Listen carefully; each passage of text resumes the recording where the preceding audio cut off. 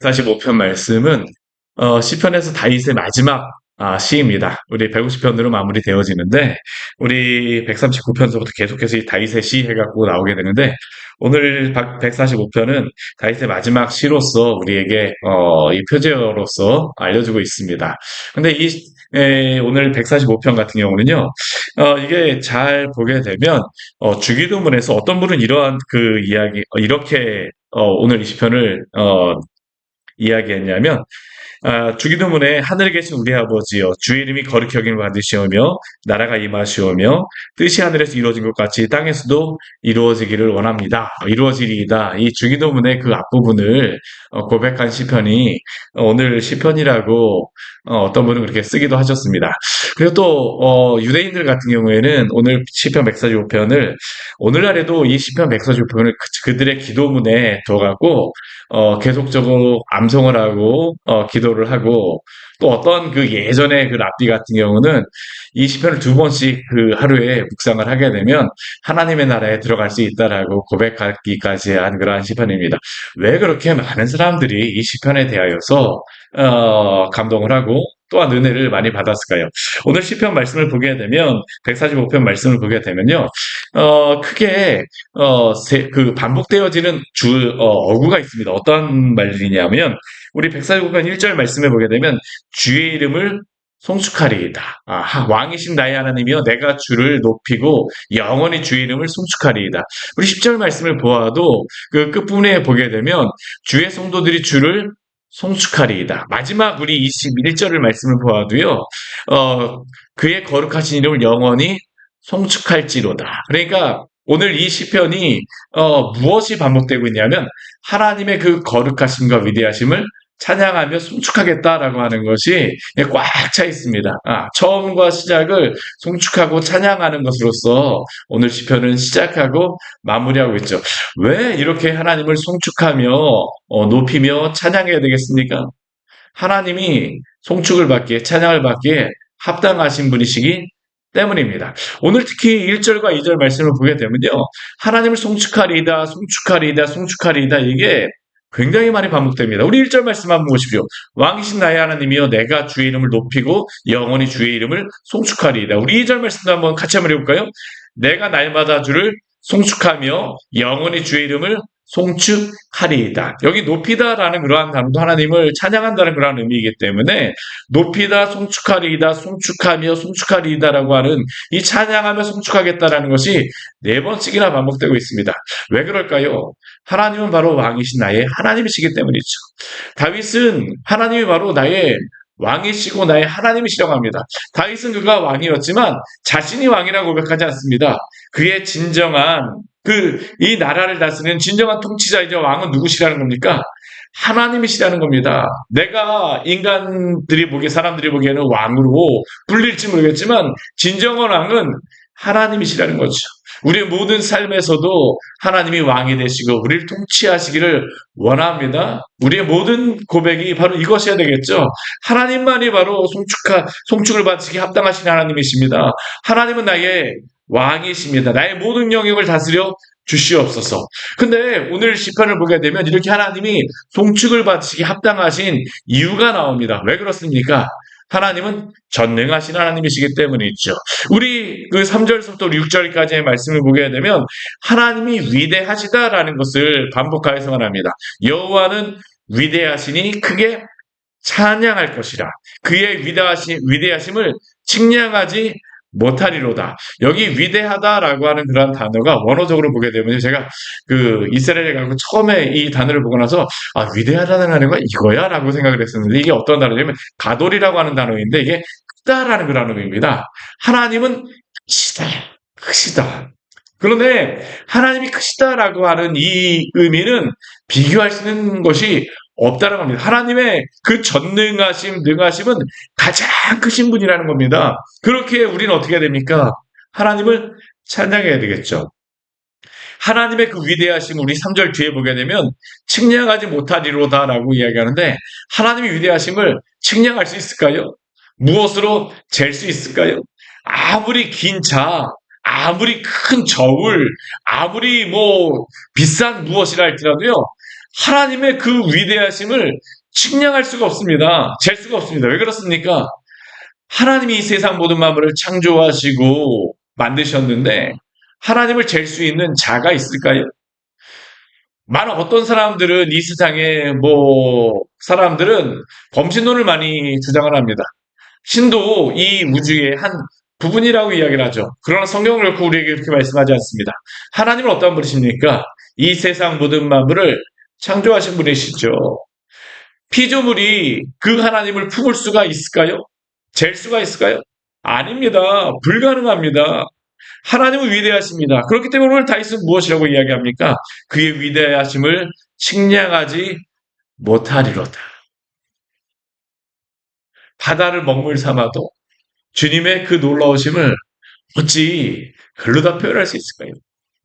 오늘 다윗의 고백이 그것입니다. 우리 4절과 5절, 6절 말씀도 그것을 다윗은 고백하고 있죠. 주께서 행하신 그러한 모든 일들, 창조하신 일들, 또한 주의 능하신 일, 창조하셨을 뿐만 아니라 모든 것들을 다스리시고 통치하십니다. 계속 보게 되면요, 하나님의 그 위대하심, 능하심, 전능하심을 찬양하며 선포하겠다라고 이야기합니다.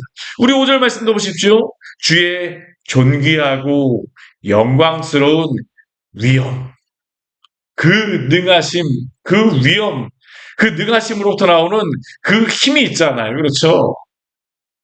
주의 기이한 일들을 다윗은 작은 소리로 읊조리리다라고 합니다.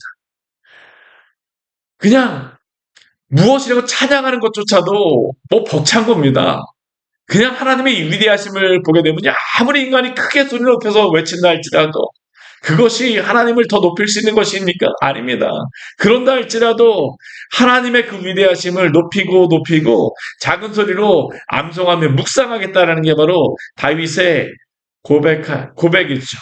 하나님은 어떠한 분이십니까? 우리 6절 말씀해 보게 되면 주의 두려운 일, 이 두렵다라고 하는 건 정말 무섭다라는 겁니다. 하나님의 그 위대하심을 보게 되면요, 정말로 그 큰 무엇인가를 보게 되면 두려운 마음이, 경외심이 들잖아요. 그렇죠? 우리도 자연 만물의 어떠한 그 아름다움 같은 것들을 보게 되면 이 두려운 마음, 그 경외심이 든다는데 하나님 앞에서의 우리의 인간의 모습이 하는 것이죠. 주의 두려운 일의 권능을 말할 것이며 나의 주의 위대하심을 선포하리이다. 오늘 주의 이 위대하심과 능하심과 전능하심을 찬양하는 하루를 살아가시기를 축원합니다. 하나님은 이렇게 영광받기에 합당하신 분이십니다. 주의 능하심. 근데 하나님의 이 하나님이 찬양을 받으시는 것은 그의 능력만이 아닙니다. 그의 위대하심만이 아니에요. 하나님의 성품도 찬양받기에 합당하신 줄 믿습니다. 우리 7절에서부터 9절까지 말씀을 보게 되면요, 하나님의 성품에 대하여서 성품도 찬양받기에 합당하더라고 다윗은 고백하고 있죠. 우리 7절 말씀 같이 한번 읽을까요? 그들이 주의 크신 은혜를 기념하여 말하며 주의 의를 노래하리이다. 주의 크신 은혜. 여기 은혜라고 하는 단어는 토부라고 하는 단어입니다. 토부. 선하다, 아름답다. 하나님의 그 선하심과 아름다우심, 은혜로우심, 이거는 우리가 높일 수밖에 없죠. 하나님의 그 성품도 찬양받기에 합당하십니다. 근데 하나님의 이 선하심, 아름다우심 뿐만 아니라 그의 공의로우심도 찬양받기에 합당하십니다. 하나님의 그 사랑뿐만 아니고요, 하나님의 그 공의로우심, 올바르심도 찬양받기에 합당하시죠. 우리 8절 말씀에 보게 되면 하나님의 그 성품에 대해서 더 그 아름답게 이야기하고 있죠. 우리 8절 말씀 같이 한번 읽을까요?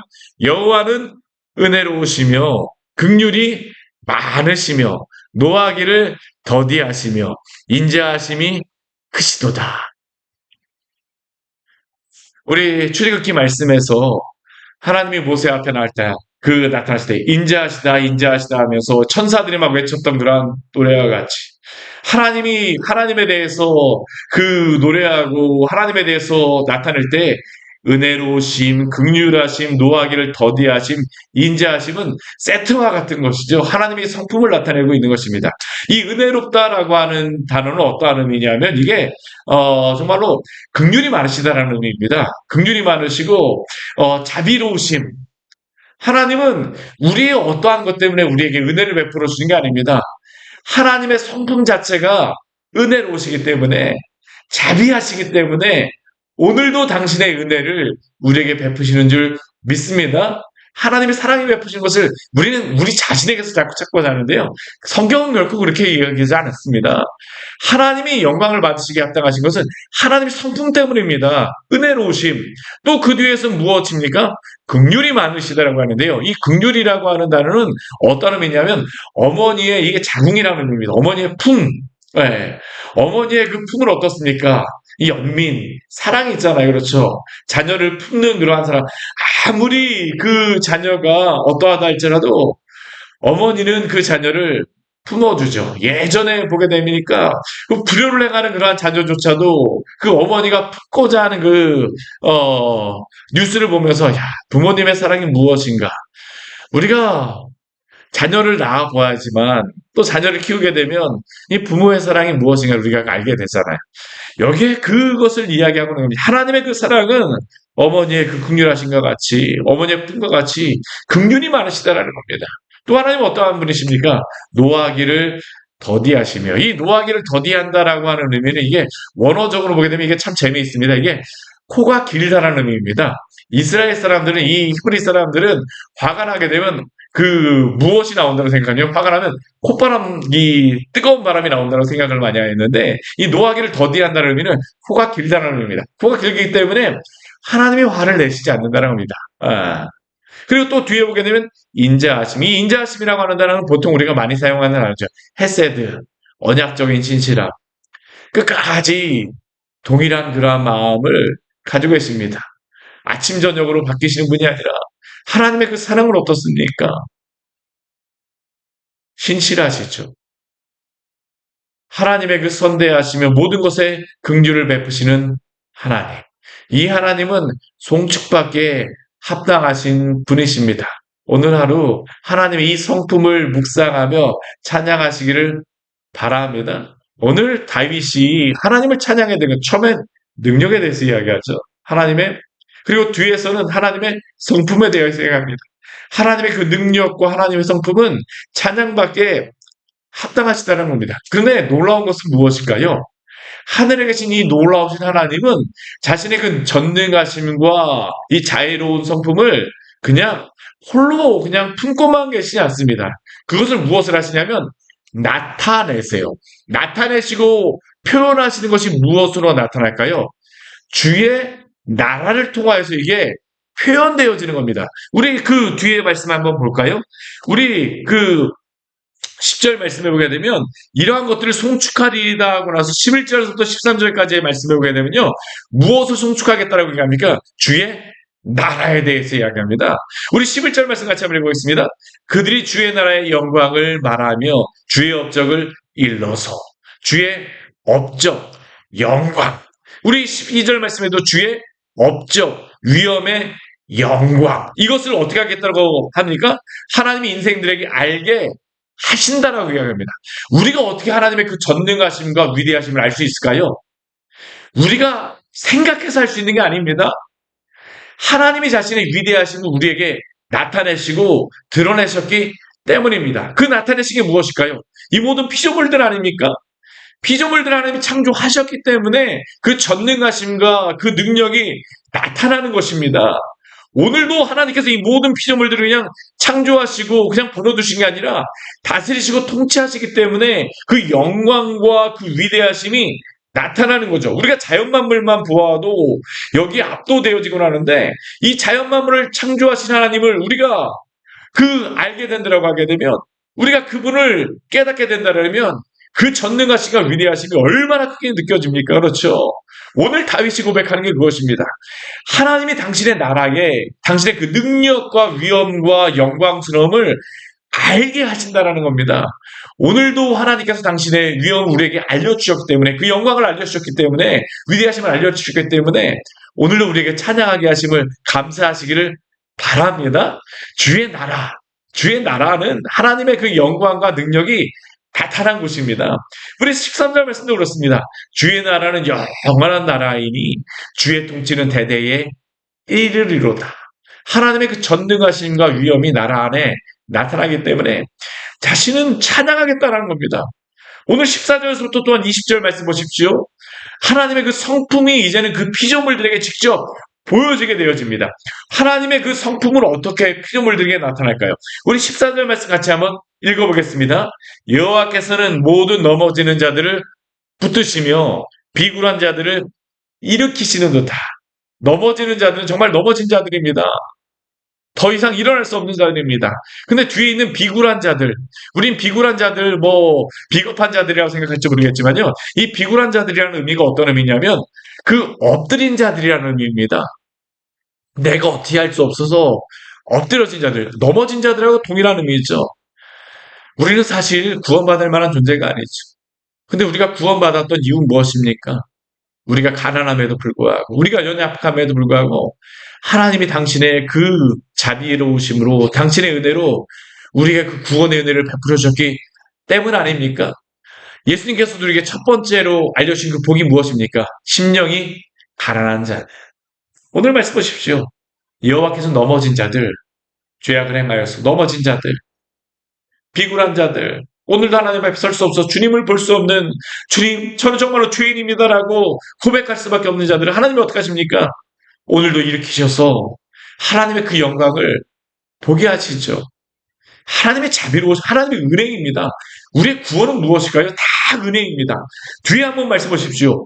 15절 말씀 보아도 모든 사람의 눈이 주를 앙망하며 주님만 바라봅니다. 하나님의 그 영광스러움, 주는 때를 따라 그들에게 먹을 것을 주시며 하나님의 그 인자하심이 드러나죠. 하나님이 비를 내리심으로 말미암아, 하나님이 사계절을 주심으로 말미암아 오늘도 우리에게 이렇게 풍성한 은혜로서 먹이시고 입히시는 것 아닙니까? 우리 16절 말씀은 또 이렇게 고백하죠. 우리 16절 말씀 같이 한번 읽어볼까요? 손을 펴사 모든 생물의 소원을 만족하게 하시나이다.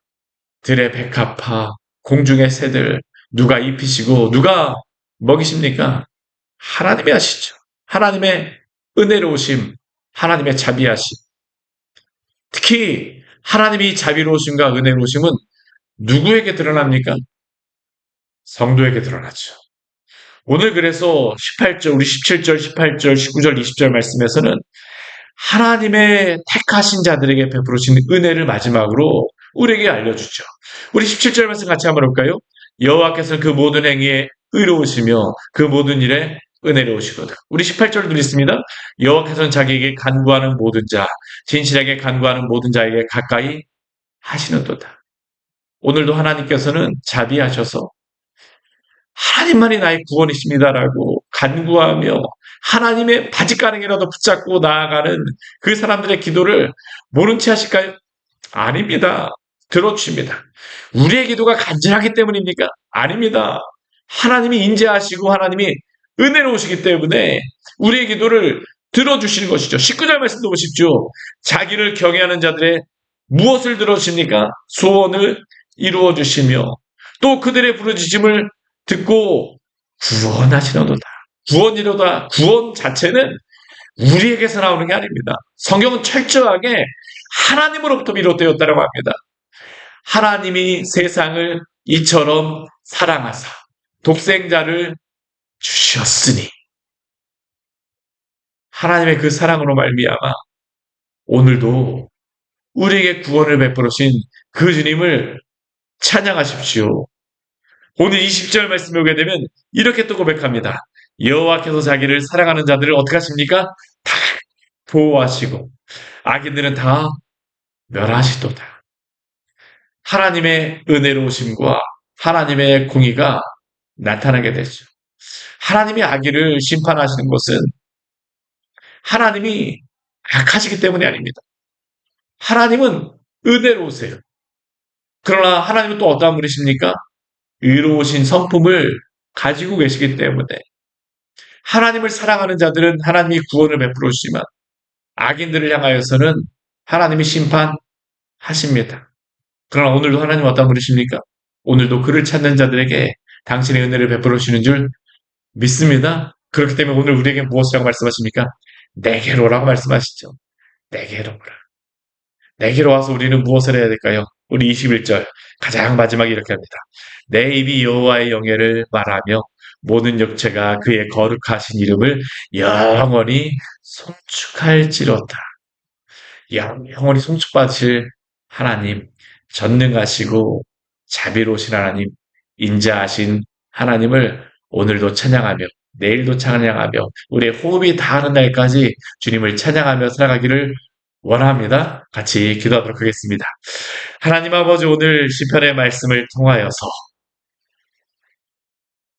찬양받기에 합당하신 하나님이 어떠한 분이신가를 참 눈이 어두운 우리들에게 이렇게 자세하게 알려주셔서 감사합니다.